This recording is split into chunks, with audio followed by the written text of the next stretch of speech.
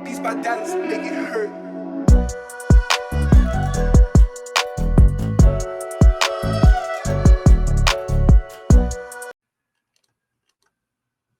Welcome back. Welcome back to the Deep Cover Podcast. I'm your host, Kerry Stevenson, at Kerry1313 on Twitter. Shout out to my co-hosts, Mike Crawford, Chris Aguilera. Decided to jump back on, man, and do a quick best ball draft review for you all. Doing this one on Underdog this time. They've been doing some great things in the off season, including these huge best ball tournaments. So I thought I'd go through my latest entry into the Puppy 3 tournament and just kind of give you some thoughts into it. Still a few days left. If you want to jump in there, that puppy is $5 per entry, 200,000 for first place. So I mean, 200,000 of them things. I mean, who couldn't use 200,000? So definitely check them out. But we're gonna jump right into it here. I got the draft right here up on the screen, as you can see. And here we got I drew the 7th pick. Was hoping to go with Travis Kelsey here. I haven't really got him a ton in best ball. So once I saw I got that pick, that's who I was hoping to kind of snag. But as you can see, he went with the 5th pick. So I went with his teammate in Tyreek Hill. Still love his upside and the type of volume he started to get. He's really started to get fed as a dominant lead receiver. So went Tyreek Hill there. Second round.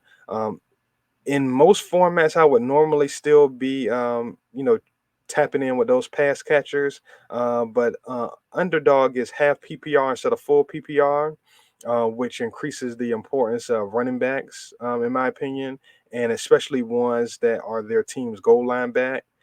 So lucky enough here to get a guy with the upside of Antonio Gibson. He's been a draft darling throughout the process for a lot of people because he does have that high ceiling. I mean, he could be DCCMC. That's not out of the range of possibilities. Um, McKissick being involved does hurt his ceiling a bit, but he's still that kind of talent, that kind of usage, and he's going to be that goal line back. Will get the ball as far as in the passing game, maybe just not every third down. So like kind of anchoring my team with him at running back. I'm not going to go through the same pick by pick, but I'm going to go through enough to kind of let my thought process. So looking at the next few rounds here, I tried to grab a few running backs. I wanted to try to solidify a four-man group and kind of stop there. For this contest, man, it's like 220,000 plus entries in this contest. So you have to try to find ways to be different and think outside of the box if you want to try to hit big in this tournament. So one of the things for me has been going lately with just 4 running backs. A lot of people are gonna want to try to build more balanced rosters. Gonna be kind of scared of a kind of more light approach to the running back position.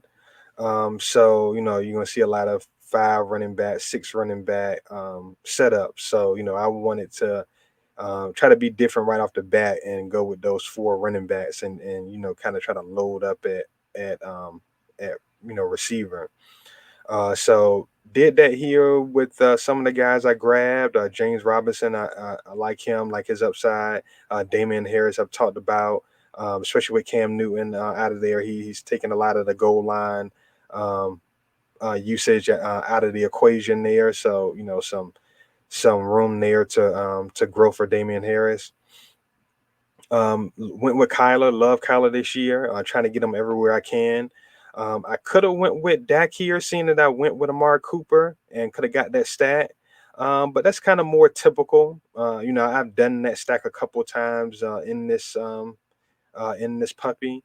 So I wanted to try to do it a little bit differently. And also by doing that, I was able to kind of get a week 17 stack.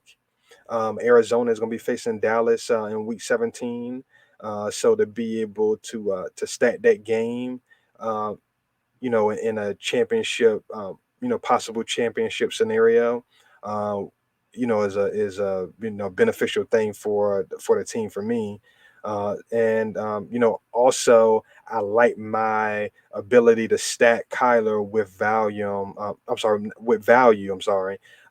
Later on in the draft, I prefer Rondell Moore over a DeAndre Hopkins, not as not as a player, obviously, but as far as where you have to draft them, I think Arizona is going to spread things out a little bit more target wise. So I don't know if you're going to have that big, huge um, lead the league in targets type of season for DeAndre Hopkins. So I'd much rather hit the double digit rounds and tap in on guys like Rondell Moore and AJ Green, and work the stat from there.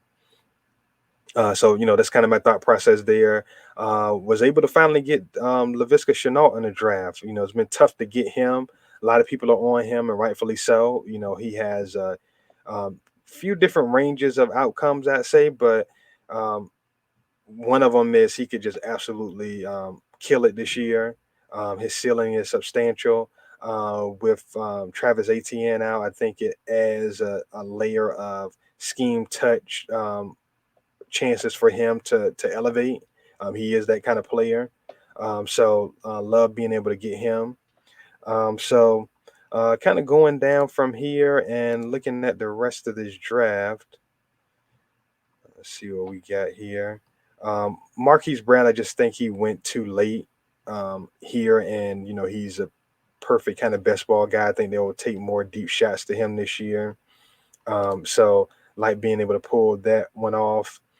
Um, Also kind of went outside the box. So, with this, I wanted to try to do some things I normally wouldn't do, draft some players I normally wouldn't draft. And this kind of Raider stat just kind of um, dropped in my lap. That's what happens when you kind of, think open mindedly in drafts. Went with Kenyon Drake first. He's a guy I haven't really been targeting at all. But I'm trying to kind of tell a story with these lineups, and with this one is I'm banking on the Raiders having to throw a lot. They have the league's toughest schedule this year per shot football. So Kenyon Drake is a guy that they made a financial investment in. He's going to be on the field on third downs. They're talking about doing different things to get him more touches. So that's what we want to see. We want to see them behind. We want to see them playing on third downs, and kind of hedge against a team that maybe took Josh Jacobs. So I like going Drake here. Went Henry Ruggs again. I joked about this before. Henry Ruggs might be first team all Fitbit.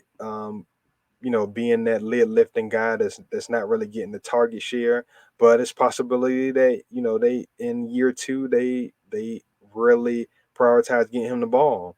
And if I think they're going to drop back a lot, then I need to get a guy as talented as him that's going to be on the field every snap. So Henry Ruggs there. Obviously, bring it all together with Derek Carr with the double stack. Derek Carr and these group of guys that are kind of under the radar stack I can put together and uh, possibly hit on it if they have a lot of volume. So that was my thought process there. A few other guys here, had to keep it on brand. Had to grab my guy Hunter Henry. He's a guy that's being heavily slept on. So glad to do that there. Wasn't able to get an elite tight end in this build, so I wanted to grab a third tight end, and I did so by kind of digging down deep a little bit and going with CJ Uzoma from the Bengals with the last pick. And I did that intentionally because I wanted to try to get another Week 17 stack. The Bengals play the Chiefs in Week 17, so the hope in this is that Tyreek Hill goes off and forces even more throws from a Bengals team that's going to throw it a lot anyway. So maybe CJ Uzoma, puts together a 7 target game, and maybe he gives us 7, uh, targets. Maybe turns that into 5 catches for 50 yards and a touchdown. Something like that. We're not asking for too much, but just throwing that correlation in there with that third tight end spot. Other guys I like, later in this draft. Uh, Took John Brown. I've taken him a few times actually since he got released by the Raiders. Nobody's drafting him because he got released. But if he signs with the Saints or the Chiefs or one of these other needy wide receiver teams, I'm sorry, wide receiver needy teams, then he jumps right into a role. And so, I mean, best case scenario, he goes to Kansas City and jumps right into that wide receiver two role. That's kind of unsettled there with some of the guys they got. Saints will be another great one with Jameis there. Throwing a deep ball and doing some things there. So it's obviously risky because he's not on a team right now. But I like the risk versus reward there in that spot. And that's pretty much it, man. So I'm gonna close it out here. Let me know what you guys think about this team in the comments. Just try to hit you with something quick, and a little thought provoking. Still have a few days to jump into this puppy three. So fire it away, but be creative with it. Like I said, there's a lot of people in this um, draft, so you're gonna have to do some stuff to stand out. So appreciate you guys checking this out. As always, rate, review the show, and I'll see you guys soon for more content.